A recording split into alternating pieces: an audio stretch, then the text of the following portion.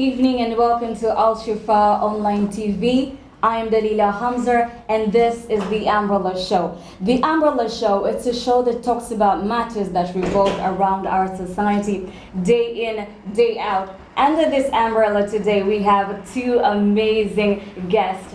On my right is a psychologist, George Kikonde, who has 6 years of experience. And on my left we have a beautiful lady who is a mother, Amina Yusuf Abdullah, and a philanthropist. We'll find out that later. But I welcome you aboard as we discuss the matter of the burden of a single parent in the society. Remember that you can also send your views and you can also send your comments at Al-Shifaa Online TV in all our social media sites. Or you can also call in 0753449999 because you are part and parcel of this discussion. Welcome as we open up the umbrella. Gentlemen, how are you? Fine, thank you. Briefly tell our viewers who George is. Okay, thank you, Elena.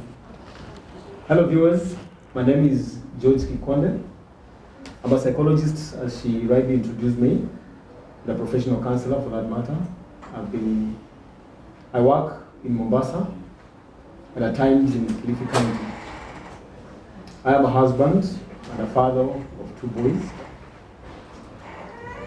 I have been working especially with adolescents and family and marriages, and also a bit of trauma counseling. Thank you. Thank you for making it the studio. Who is Amina Yusuf in relation to Al Rayyan Orphanage? Assalamu alaikum wa rahmatullahi wa barakatuh. My names are Amina Yusuf Abdullah. Basically, people really know me as Ustadha Amina, and I'm the founder of Al Rayyan Girls Orphanage Center, a center that takes care of vulnerable and orphan girls. We empower them with education and life skills, so for the better future, for them to know how to survive in this world. And I'm a mother of 3, 2 daughters and a son, and I'm a mother of almost 200 young girls and youth. So amazing. I'm a mother of many children.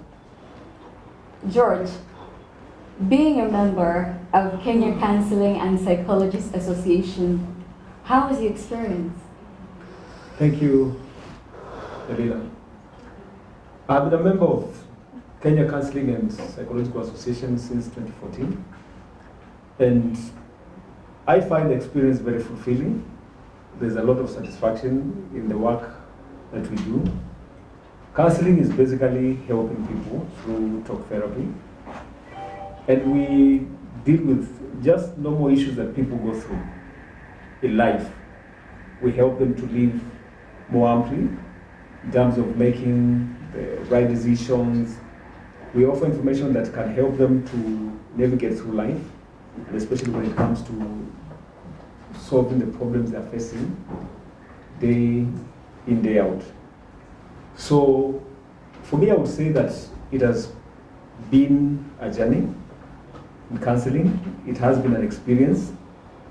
I have seen people who have helped thrive, and that gives me a lot of satisfaction.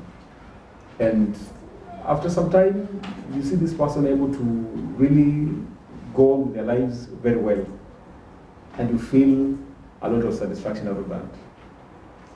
An amazing history from him. Basically, Amina, Yeah. as our viewer are anticipating to hear from this because it's a topic that touches us in all parts of our lives. How long have you been working? How long have you been working in Al Rayyan?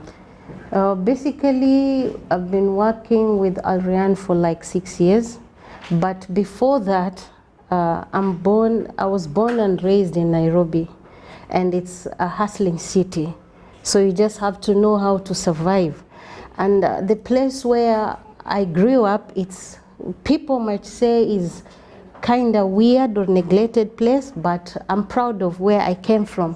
I came from Pumwani, Majengo area in Nairobi, and there are many cases, our friend can tell you, many cases of single parency and people don't look upon others, you see.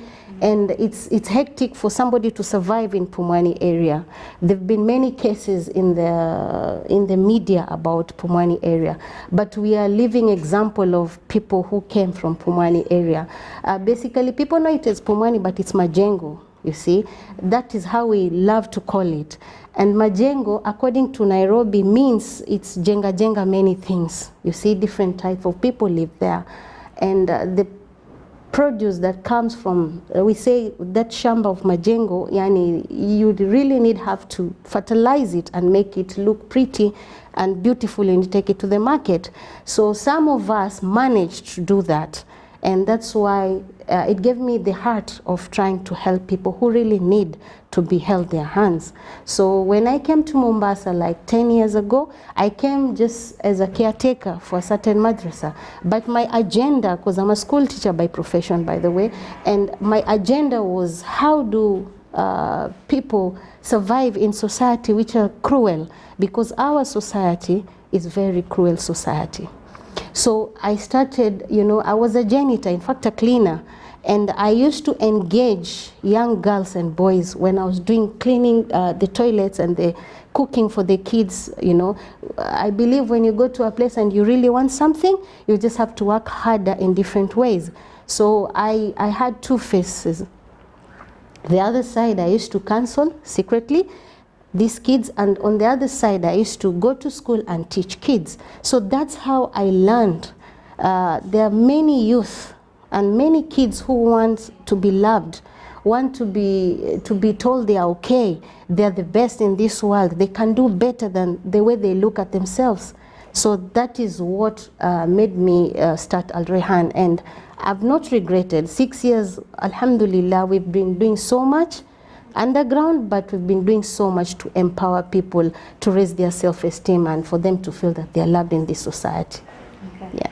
Single parenting, it's brought about many things where a parent loses the other partner, or perhaps you have to face a divorce and the children have to be alone. There are many reasons for single parenting. So what is single parenting?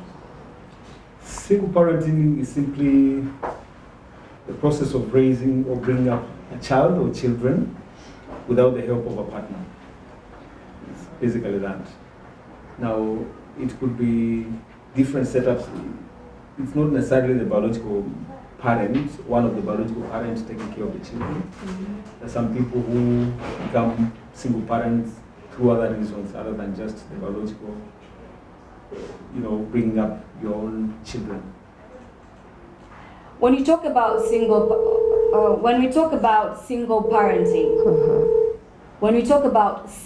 parenting, we're talking about people who are being affected, and our society has a different perspective in perceiving it. Let me give you two scenarios where a bridegroom and a bride are about to get married. There's always the digging up of information and finding out where the bride is coming from or how their background is. And you see some society is that when the bride is found that she's living with only her mother, there's that perspective that she will be a loss to their son. So they question her character. And also another scenario whereby when a lady loses the husband, the lady is forced to be inherited by another man, as if a woman is supposed to be inherited. So how do we weigh this two? If we start with you. All right. Okay. It is quite a complicated thing for especially the girl, the bride in this case, to know how to go about this, because it's something that is completely outside her control. Mm-hmm. I would say that it is the society that needs to change its perspective about single parenting and the children who come from single parents. We have people who have become very successful, who had only a mother or a father raising them up, even locally, We have some very big names who are raised by a single parent. So we do not need to really add to their burden in terms of neglecting or stereotyping them, or coming up with all these negative assumptions that if a girl comes from a single parent family, then there is something awkward or something missing with them. It's an approach that needs to be changed so that we're able to help these people to even set up now coupled families where if it is a bride, she can live well with her husband and raise a family where there is a father, a mother, and the children. Okay. Amina, Yeah. please tell us. Yes, I support Daktari in one way or another. Single parency is a difficult and very tough job. Why do I say that? It's because of the society. The society always look at single parency as it's like they're demoing the parents who are taking care of those kids. It's like they don't have good morals to take care of those kids. And it's like they always point finger at single parents.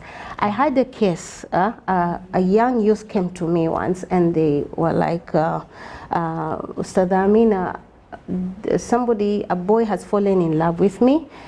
In fact, their family is really digging about my family background.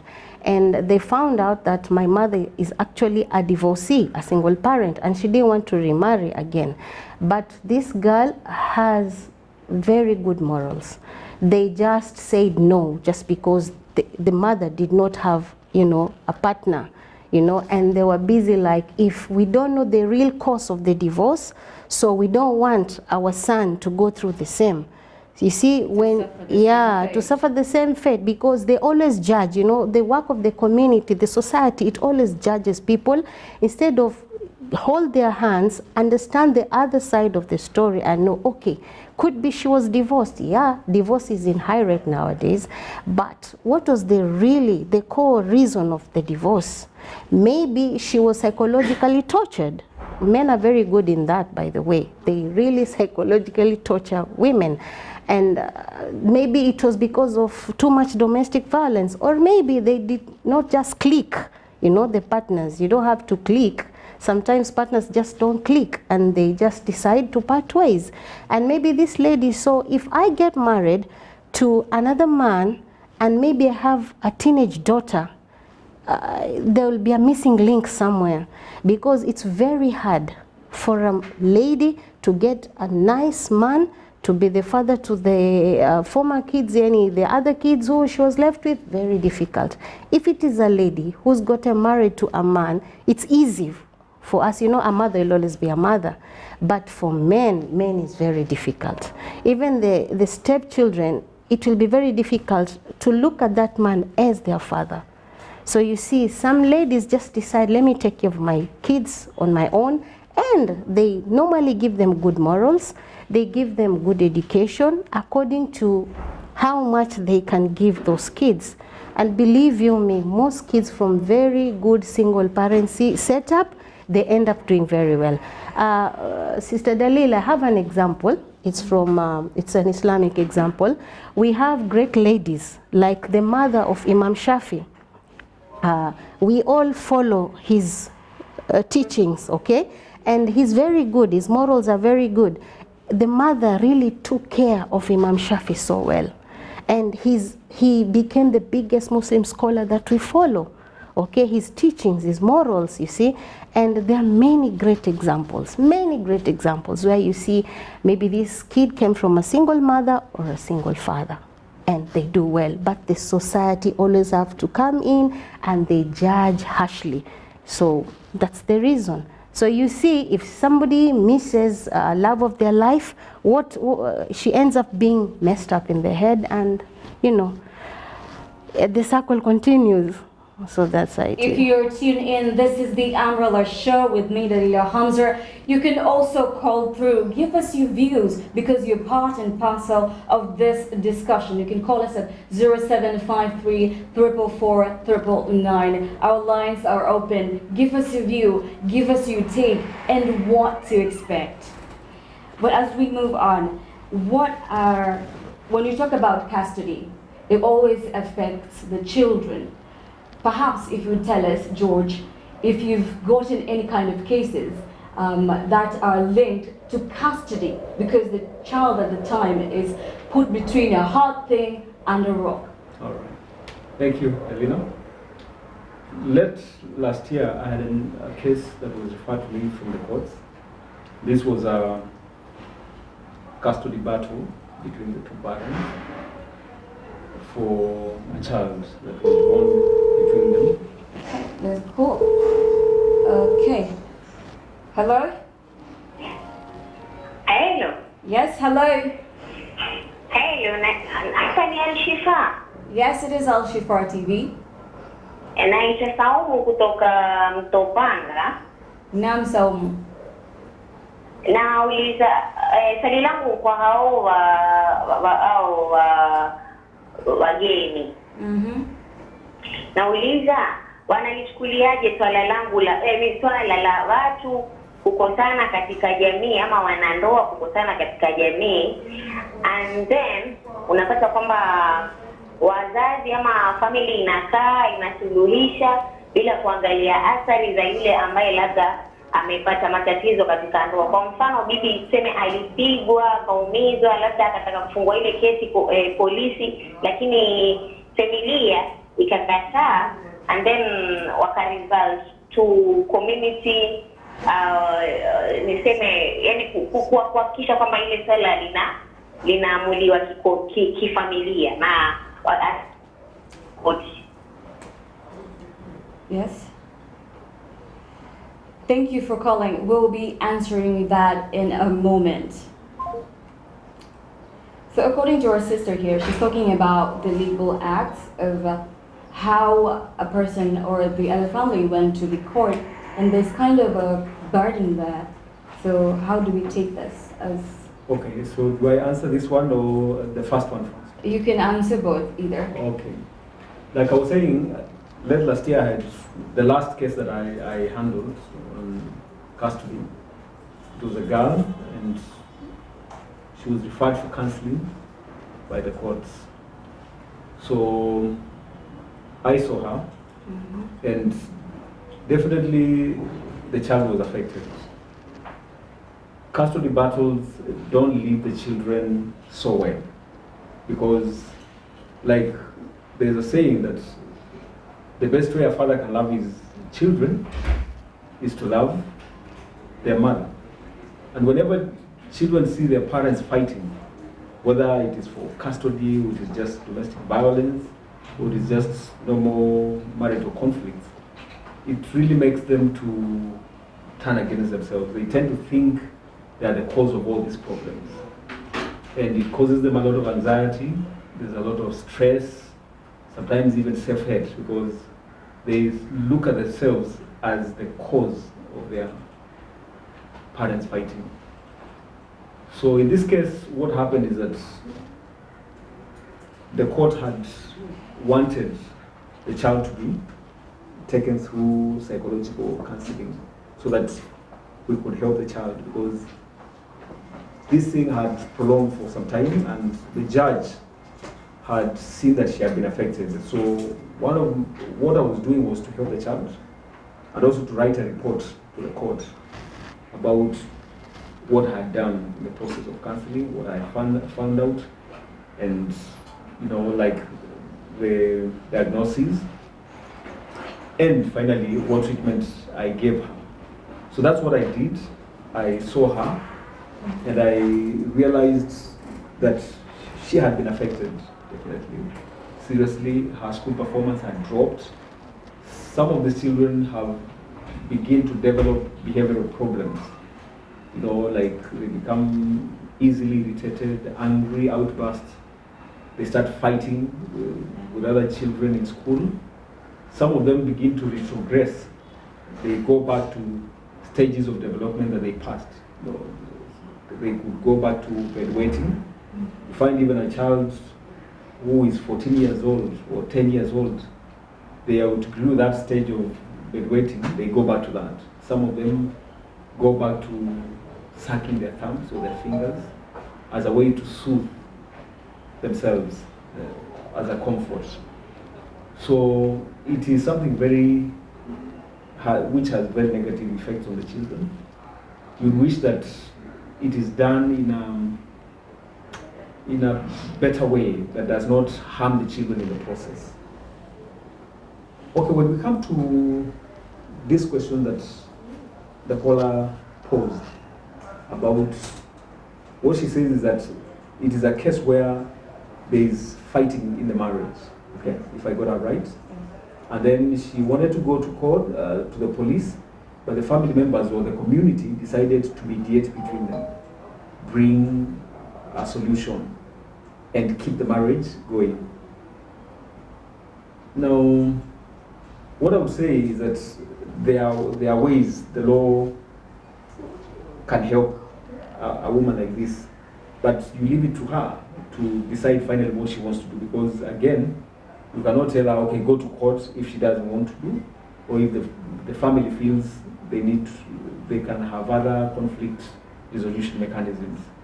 So the discretion is really upon her, unless there is actual bodily harm, where now the police needs to come in.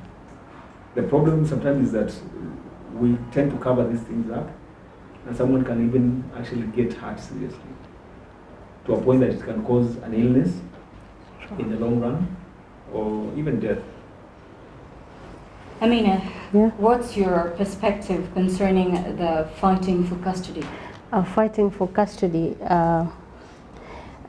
In fact, like Dr. Ari said, I think it's the ugliest scenario anybody can be in. It's the ugliest battlefield, because the ones who get hurt the most basically are the kids.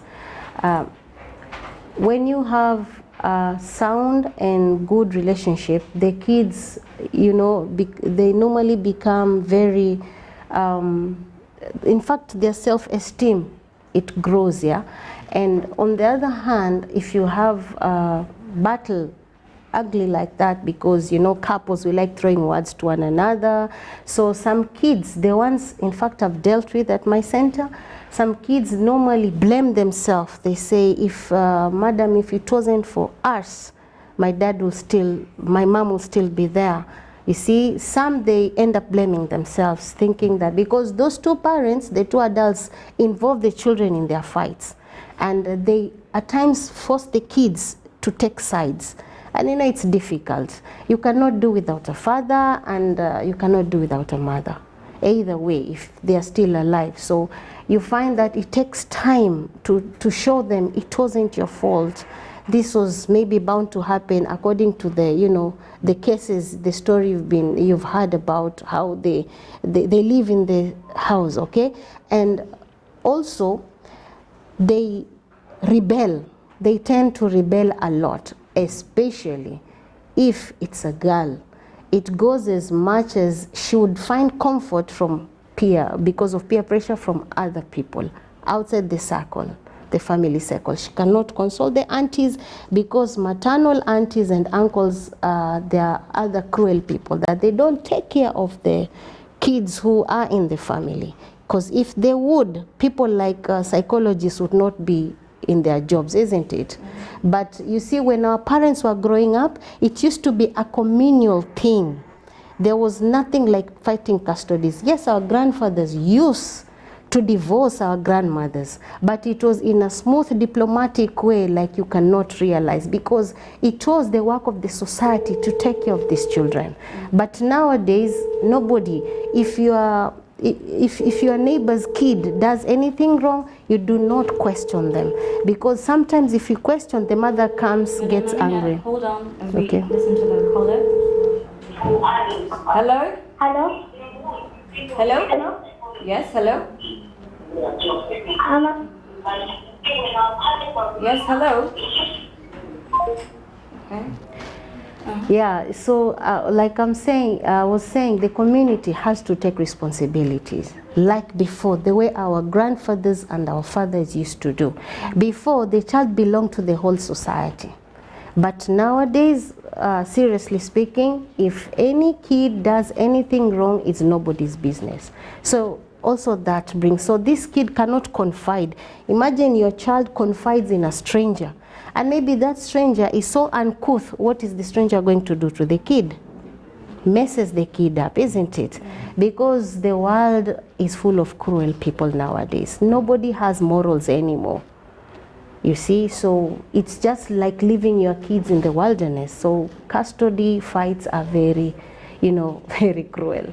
And I have a girl, she's at my center right now. She's not an orphan. The father lives in Saudi Arabia, he works there. The mother is here in Mombasa. So they fight about the child all the time. So I see the way it affects that kid. Her performance goes down, her self-esteem is no longer there. And the girl loves both her parents, but she loves the father most. And she rarely sees the dad. You see, because the mother, whenever she asks anything from the father's family or the father, she always comes screaming at me or the girl. So we've blocked the mother from visiting the kid at all because she messes the kid up. And she forces the child to hate her father. You see, so, and the girl loves the dad very much because the dad is always there. He calls all the time. He buys gifts. He's always there taking care of the kid. And the side of the fathers also love the kid, but the kid cannot stay at the father's side because the lady will come, take the girl, and the parents, the other side of the family, will never see the girl. That's why she was brought to my place. So we cancel her again all the time, and she doesn't like the mom. You see, now she's bitter. Why is mommy doing this, forcing me to do this? And still she loves the mother. You see, a girl child can never live without a mother. A man does not know how to take care of a girl, but a woman can. Okay. Hello. Hello. This is Aziza Raja. Yes. I just want to congratulate you guys for the nice TV program. Thank you. Thank you, Aziza. How old are you? Okay. Seems like she's quite young. Yeah, Okay. very young. Okay. So I think she's enjoying the program because it's really affecting them. Yeah. Yes, it is. And when we talk about the cycle between the parents and the children, how is this affecting in terms of separation? Let's talk in terms of separation. Yeah. We'll start with you, George. Okay. I think first of all, there are the issues that causes the separation. Divorces sometimes, like she has rightly put it, can be quite nasty. Yes. Even, leave alone the ones that are done in the courts, even the ones that are done, in the community. There is no child who would be willing to see their parents separated. So that separation as itself, in fact, there's something we call separation anxiety. It happens all the time. Whenever children are being removed from an area or something that they are used to into something else. Whenever a divorce happens, one of the parents has to move. Okay, so there is that equilibrium or that balance is removed, and that is what actually causes a lot of disturbance and disorders, even mental disorders, as we have seen. Separation anxiety normally happens even for children who are being taken to school for the first time, children who are going to move into new towns or new neighborhoods, moving house and all these things. But for divorce, this is even more serious. Yeah. Because this child's future, actually the fear of the unknown, the fear of the future, they don't know whether their school fee is going to be paid. It's true. They don't know whether their needs are going to be met. So there's a lot of questions that are going on in their minds, and they begin to struggle with problems that are supposed to be dealt by Their parents. the parents, not themselves. But this fear and anxiety causes a lot of stress, and that's why sometimes children, we may not even see it this way, but children are the ones who carry the heaviest burden when divorces It's happen. true. And even the stigma. Okay? For example, when they go to school and it's only the mother who comes there, the other children wonder, where is your dad? So there's a lot of stigma from the society, and this child can turn and begin to resent themselves, begin to resent the dad who is not available for her, whether for school meetings or games, or to take her around for like other children. You know, there's that envy. How come, and especially even for the mothers, they have to contend with these questions. Yeah. How come my friends have both their parents and I only have one? Hello, Al-Shifaa TV. Hey? Hello. There's a problem there. Hello. Dalila, Yes.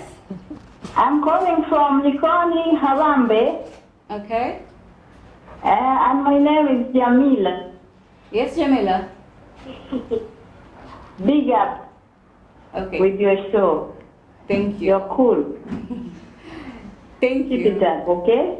Oh, thank you. So, I love the show, really. okay. You're most welcome, Jamila. They're from Likoni. Thank you, Mashallah. Likoni, for representing your area. Okay. Okay. Well, coming back to you, do you the children that you're having in your orphanage? How do you get them? Do you kind of look for them in the streets, or they're brought to you? Okay, the first time when I started the center, my idea was just to do a small daycare. Yeah. Our center is at Kisauni, Mwandoni area, and Kisauni, yeah, everybody knows Kisauni. The communities, the area where I'm based around Mwandoni, it has its ups and downs. I have many poor people living around that area. So I just decided, apart from daycare, let me do a feeding program first.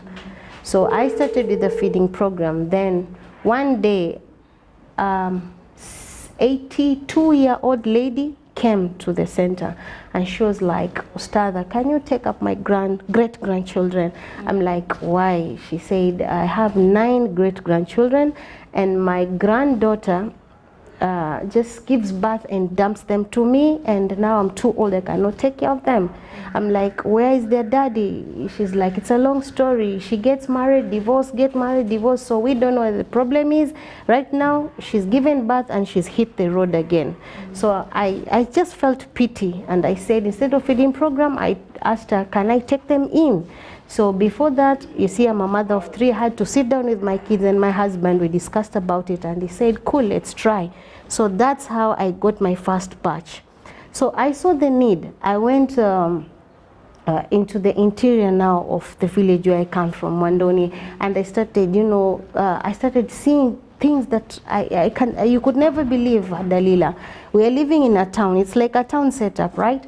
But if you dig deeper, you'll find people with problems, vulnerable people, and they're willing to learn. They're willing to change their lifestyles for the better. They're just telling you, we don't have anybody to hold our hands. That's how I started. Then later, I learned that let me try to go out of Mombasa and see if there are other needs that I can help. So I work with area chiefs most of the time, and Nyumba Kumi style, yeah. So I can just put up a poster and I go like to any area chief, and that's how they get me kids. But they just don't bring me kids. They give me the list and the background, but now again I have to go myself. You see, yeah, and check it out if it's true. Sometimes they lie. You've had cases, yeah, of orphanage centers. People bring their relatives or their neighbors or people who, and the people who really need help, they don't get the help. So basically, me, I go to Mashinani to look for those kids myself.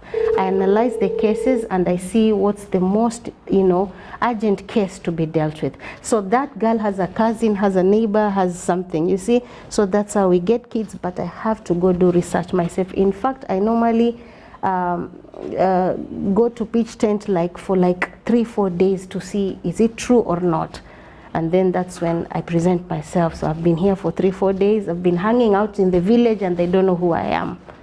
That's what I do. In case if you have some of the cases which are fake, because people tend to assume that you might not know. In such cases, what do you do? Do you go to court or?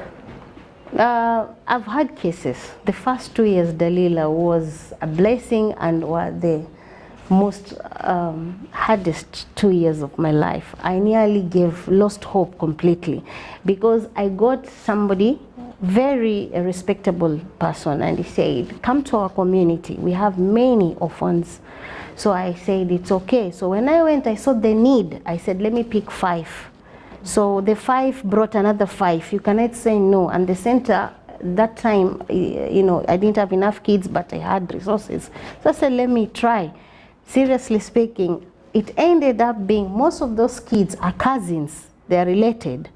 You see, they are related. And the homes that they took me to, they are their friends, family friends, and extended relatives. So I didn't know. So it happened that one day, 2 girls were fighting, and they were insulting each other because apparently their dads are brothers and they hate each other because of their mothers. So they brought the domestic issues at the center. That's how I discovered. I felt so bad.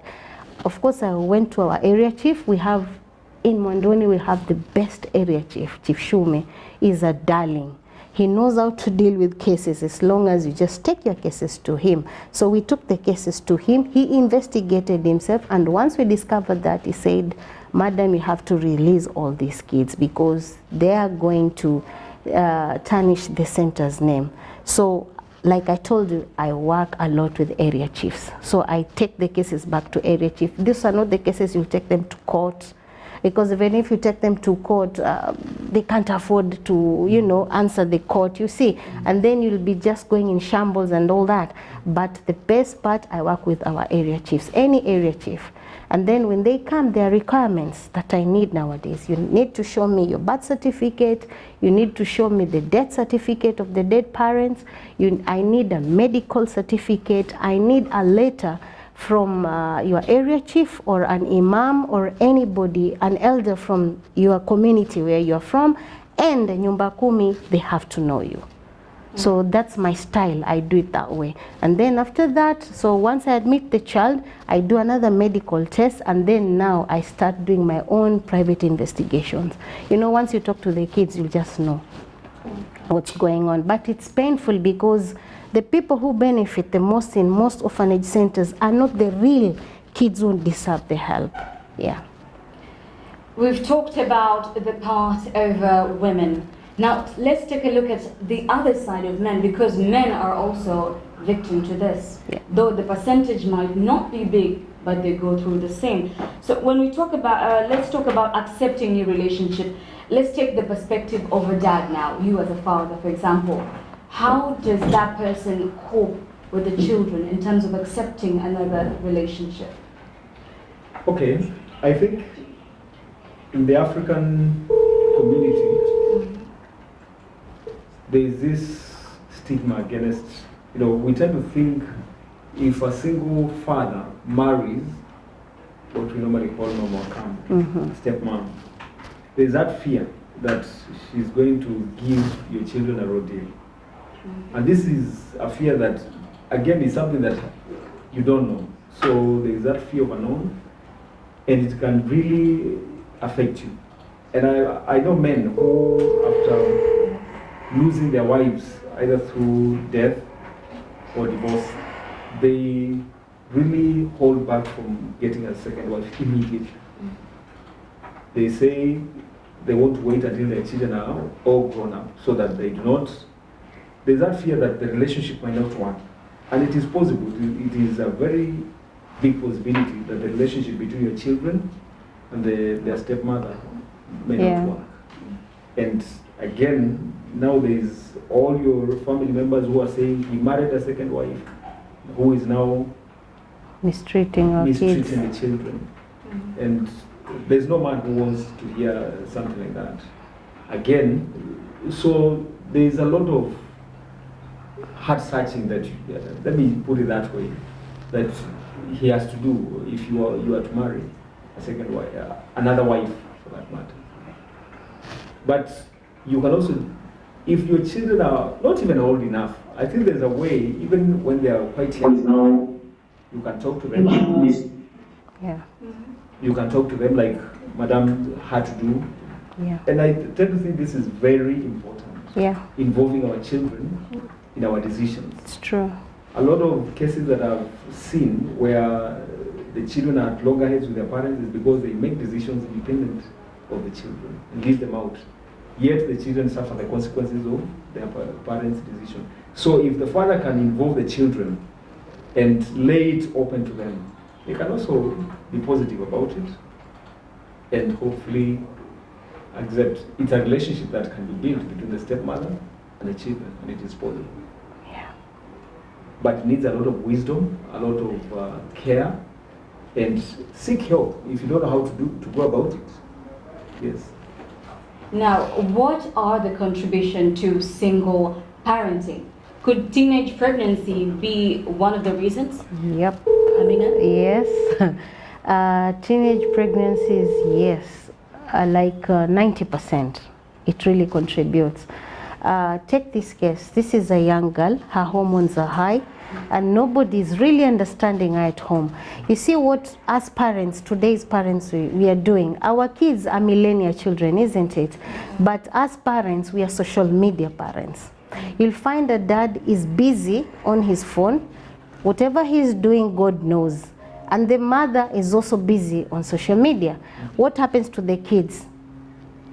Nobody talks to them. Nobody has the time with them. Nobody plays with them. Nobody even asks the child, how was your day? You know, seriously, how was your day? But what do we do nowadays? We go back to our homes and go like, hi honey, how was your day? How was school? Pap, that's it. You see? And then, mom, dad, I want to do this assignment. No, Google it. You see? So we become social media parents. What happens to these kids? They need to be taken care of. They need to be talked to. They need to be asked questions.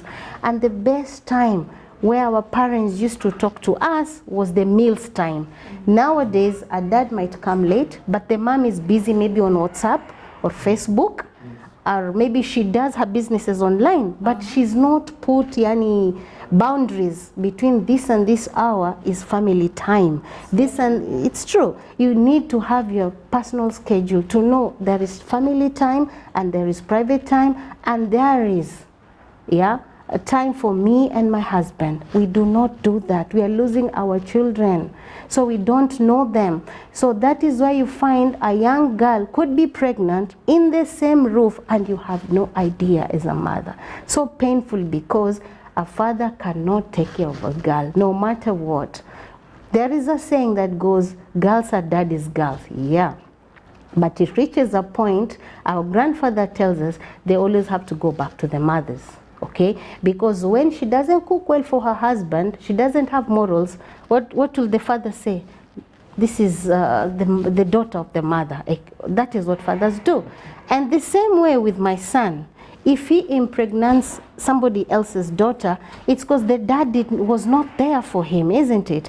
So these teenage girls, how are they getting pregnant? It's because of the ignorance of parents. Both parents, if she has parents, both parents. And some girls get pregnant and they don't let anyone know till the last minute.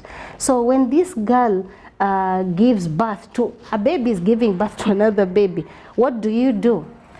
Our African culture, we say it's a shame, Dalila. It's a big shame. That is Dalila's daughter. She's given birth to another kid, a kid with another kid, and Dalila doesn't want shame in the society, isn't it? Because nowadays we look so much into the society, what they're telling us, or how they look at us. No, take care of that girl. Bring her back home.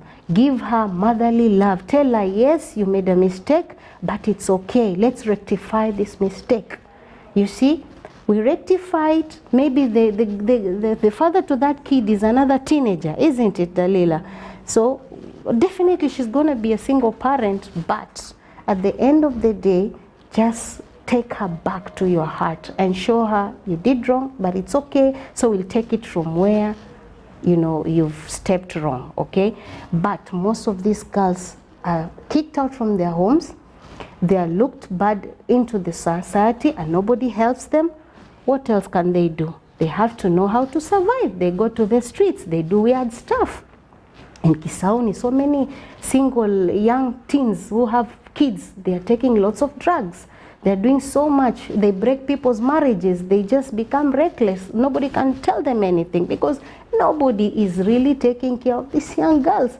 But if we show them morals, the society shows them. Me, I'll always go back to society, Dalila. I'll always go back there because that's what we are dealing with. If your mother cannot take care of you, and I'm saying my daughter is your friend, it is my duty to also guide you the way I'll guide my own daughter. So we can avoid teen marriages in so many ways. Let's just talk to our girls. And fathers, I like talking to fathers. You fathers, you are really letting us down. Let's listen to the other caller here. Hello? Hello? I think we've lost the caller. Let's take a look at our social media sites. We see that we've got Esther saying it's an amazing show, watching from the NSSF building in Mombasa. We also have Zakir Rajab saying it's a great job. Yes, some of the comments are coming in. We have Papardesh saying that it's about time we come together and fight the stigma of living the single parent. They are also human beings. And according to your side, what are the challenges do you face as a profession in counseling, especially the time when you get single parents? There are quite a number. Just mention us a few. Okay. I think first of all, it's not counseling has not really been taken up by so many people. They don't see the need, and especially I tend to think it's coming from the fact that not many people feel it's right to go and pour out your dirty linen to a stranger. Again, counseling is not cheap, it's a bit expensive, and you find a single mother who actually needs your service but may not be able to afford it, especially in the long run. So those are, and sometimes you find someone for the first time they're coming to counseling, they have so many issues, they don't even know where to start with them. Okay. So the challenges you're facing, being that you're a mother, I hope, acting the same scenario where your child being like, "Mommy, you're supposed to be taking care of me and you're taking about somebody else." So how do you deal with that? It's hard, Dalila. It's very hard because apart from my 3 biological children, I'll say I have 4 kids. My husband being the firstborn and the lastborn, he'll always be there. And then we have the other 3 that maybe one day they'll leave me, but not for good. And then I have 120 girls at the center. And then I have like 50 youths who always come to me for mentorship. So you can imagine how my schedule is busy. I cannot say I can compromise any. I cannot compromise my children. I cannot, because Allah will ask me about them. When I go to meet my Creator, according to our Islamic books, He'll ask me about them. Then I have this at the orphanage center, which they really need me like 100%. So what do? I try to balance. Though most of the time I'm the victim. I always get hurt once, most of the time. But you just know how to balance. You just have to know how to balance the 3. It's very hard, Dalila, very hard. Because sometimes, you know, when you're married, the husband has rights. And they know how to fight for their rights. These people, they really know. And wallahi, you have to know how to satisfy all of them. Balancing. Yeah, balancing. Though balancing is not easy, but you just have to balance either way. Yeah, it's very hard. You just have to balance. Sometimes you can switch off from everybody and just hibernate for like even a week. Yeah, so that at least you regain your conscience and then you can work better and harder. But it's all about balance. Let's get your 5 last remark, anything to add to the viewer there concerning the whole issue. Okay, thank you. I tend to think single parents are the superheroes of the community, and we need to truly appreciate the good work they're doing. They're doing an amazing and a commendable job. And they are filling such an important gap that all the other parents who are in, you know, proper nuclear families may not be able to help. So please keep it up. If you need help, we are always out here to help you. There's a lot of information. There are support groups that can give you all the necessary support that you need so that you can continue doing what you're doing. Thank you very much. Amina, let's take your final remarks to the parents there. Okay, my final remarks, I'll just go back to, I'll just say three things. One, if you have an orphan child in your home, in your society, please let's take care of them. The youth, they really need our help. Youth, they're really energetic and they really need our help. And let's love the single parents. They are human beings. Let's not point a finger at them. Let's not dig deeper on why they are single parents. Instead, let's help them. If you can marry them, marry them. If it's a male or female, just let's take care of the kids. These are our future leaders, inshallah. So let's just take care of the single parency thing and we'll never talk about it. Thank you. But before we close our umbrella, there's a motto of Martin Luther King that I would like to leave you with. He says, darkness cannot drive away darkness. Only light can do that. And hate cannot drive out hate.